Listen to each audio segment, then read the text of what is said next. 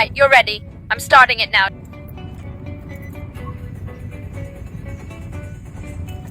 Did you hear that? It's not starting. Let's try again.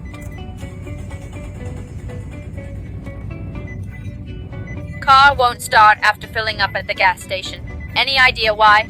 Let's check under the hood. Many reasons. No spark, no fuel injection, etc. But it won't start right after refueling. I suspect this part might be the issue. Look, it's the carbon canister solenoid valve. Let's take it apart and inspect it. This valve is simple to disassemble. See this screw? Let's remove it first. Good, the screw's out. Now unplug the connector. Pull out these two tubes as well. Okay, it's out now. This solenoid opens when powered, connecting the tubes. When off, it closes and disconnects the tubes. I think it's not sealing properly when closed. Let's test it. Hear that? It's definitely leaking. Now we found the cause, it should be easy to fix. Don't rush to replace it, might waste money. Let's tap it on the ground to reset the valve. Like fixing a TV by giving it a whack. After tapping, let's test it again.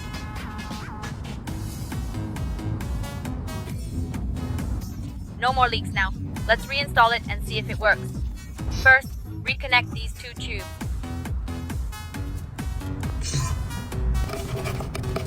Now put it back and tighten the screw. If valve leaks, fuel vapor enters intake, engine floods.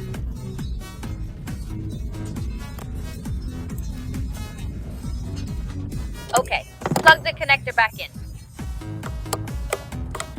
All set. I'll start the car to check if it works. Folks, if this fixes it, please like and support. Here we go. In gear, ready. 3, 2, 1, start! Wow, strong engine. Let's check the front.